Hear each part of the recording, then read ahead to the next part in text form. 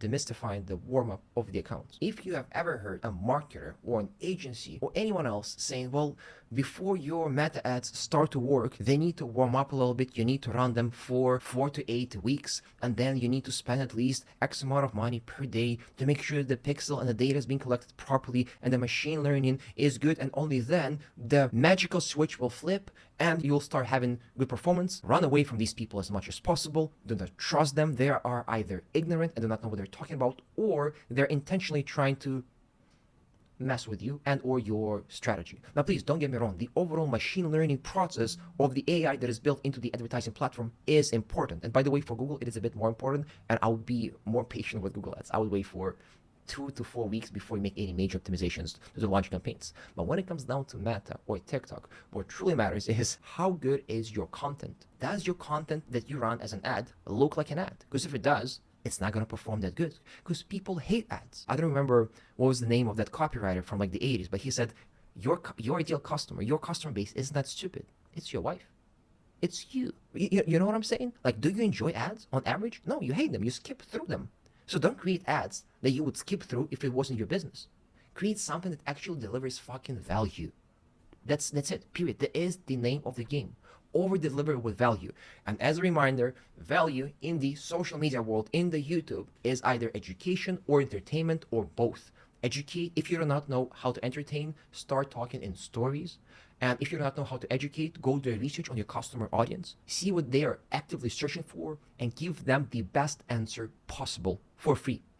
Give them the answer so good that you could potentially charge money for it, and you don't. That's how you over deliver in value, and you should be good. Now look, if you have an incredibly high quality content, and let's say you have 20 different ad concepts, and each one of those 20 different ad concepts have at least one A/B test where you A/B test a hook, for example, and or a body copy, and you have a fairly skilled media buyer on your team who is capable to read the data, you should not wait for an account warm-up. Some of my best campaigns are currently in a quote-unquote limited learning in Meta. It means nothing. Meta came up with a limited learning notification on your ad set or on your campaign level when they were starting to lose revenue after iOS 14 updates. It was their move and their way to make marketers spend more money on ad sets. What do they tell you? If you've ever got on a call with the marketing Facebook representatives, or how they call the marketing pro, which I doubt that, unfortunately, what do they tell you? Well, launch new campaigns, launch Advantage Plus, make sure that all of the Advantage Plus optimizations are turned on, even if they're glitchy and don't perform well and misrepresent your brand.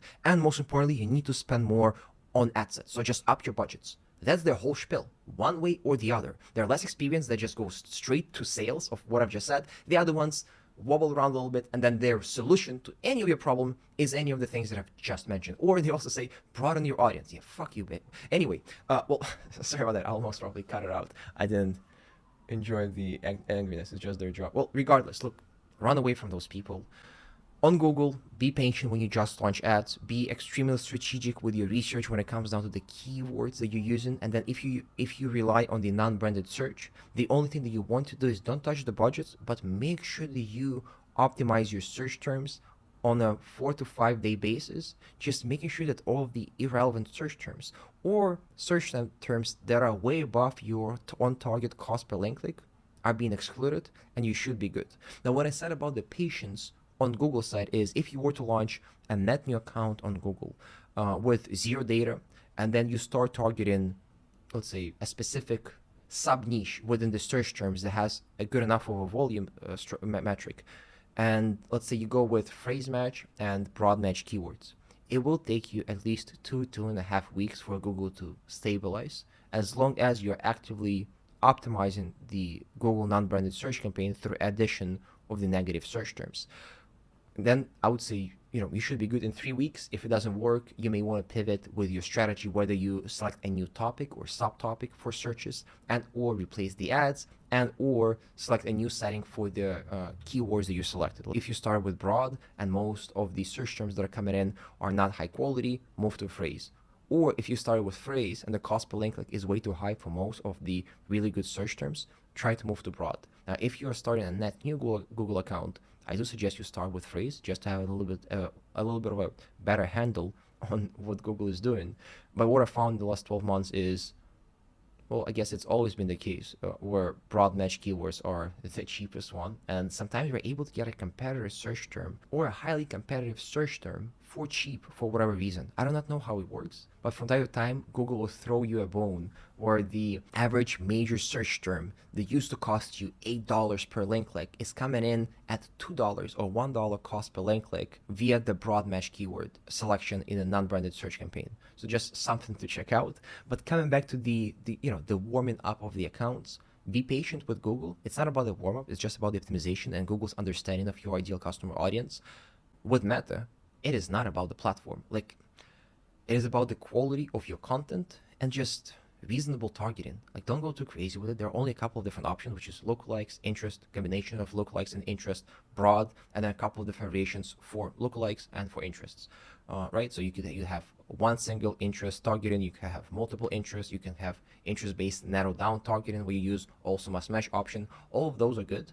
The truth is that most of them will perform more or less the same if your ad is a killer. That's what's up.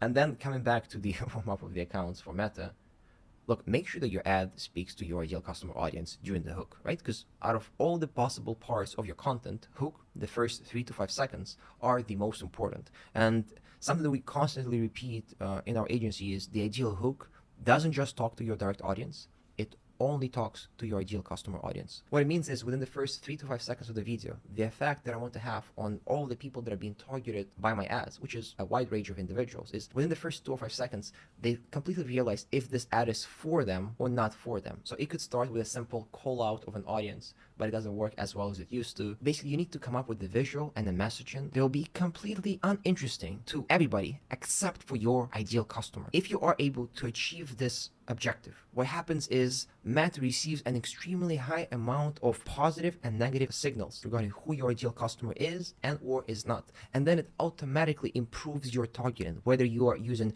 interest-based targeting or lookalike or Advantage Plus or whatever else it is. Now, it's a complicated concept, so let me do this. I have a list of different types of templated hooks that we use, and let's just come up with a couple examples so you'll know exactly what I mean. While I'm searching for it, please remember that we need to optimize not just the messaging of the hook, but also the concept and visuals. Right now, we're only going to be talking about the messaging, but you can then add on the visuals to the messaging. So for example, if my messaging is talking to individuals that are interested in purchasing high quality electric scooter, obviously my visual needs to have a scooter in it. It's not a must, but it would be better.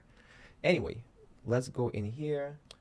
Super simple one. This is the story of how I fell in love with just this hook, right? And then I would say, this is the story of how I fell in love with riding e-scooters through Vancouver. It changed my life completely. And as I'm saying it, let's say there is a footage in the background, whether a B-roll or a split screen, from this first second of the footage where individual is riding the scooter. Well, if this ad reaches an audience that doesn't give a fuck about e-scooters, they will just keep on scrolling. But anyone who is interested will, there's a possibility that they will watch the ad or at least have an increased level of interaction, right? Now, when this happens, Meta sees it and serves your ads to more and more people that are like that are more likely to engage with the ad. Thus, by increasing the quality of your content and most importantly of your hook, you increase the quality of your targeting. And when you increase the quality of your targeting, the quality of your audience increases. And if your quality of the audience increases, your conversion rate increases, your bounce rate drops, your CTR skyrockets, and so on and so forth. Let's look at another couple examples. This is a secret too. I love this one. It's simple, it's kind of catchy, it's kind of virally. Some of the viral videos just organically went viral, I guess, using this hook. But this is the secret to select the glasses that will actually decrease the level of migraines that you have internally. This is the secret to scale an agency to blah, blah, blah, blah, right? All of these things, it's so simple to catch. This is the secret to finding a chocolate bar that will satisfy your cravings and will make you feel like you're on the top of the fucking world while you're crushing it out there in the finance industry. For example, if I was to sell a chocolate bar to finance bros, that's what I would say, right? Anyway, let's move forward. Us versus them is pretty good. Some of them are kind of oldish, but let's say if you hate the worst alternative, try this. So you focus on the problem. This works really well for the brands that have different types of ideal customers, but all of those different types have the same problem. So for example, for snoring, it's both males and females. And sometimes we would talk to the, let's say, the wife of an individual who snores, and she would get that product for her husband. Sometimes it's actually the husband who snores, who wants to get the product because it's better for his health, and so on and so forth, right? But the problem is the same. So in here, we would highlight that problem and say, do you hate this, right? And then we would be able to target all different customer bases, males, females, older, younger, health conscious, not health conscious, but all of them will be captured, and all the people that do not have that problem would not be captured. Also, a quick note, I'm pretty sure there's been a study where people are trying to understand which hooks people are replying the most to. And interestingly enough, the hooks that would invoke your negative emotions will perform at least 25 to 30% better. It doesn't mean that you have to be negative. But what I would suggest is if you have an ability to invoke the pain that your customer has while dealing with their current problem or make them angry, and you're okay with doing this because you believe in your product and that your product does good in the world, I suggest you use negative emotions of your customers just like you use positive emotions of your customers.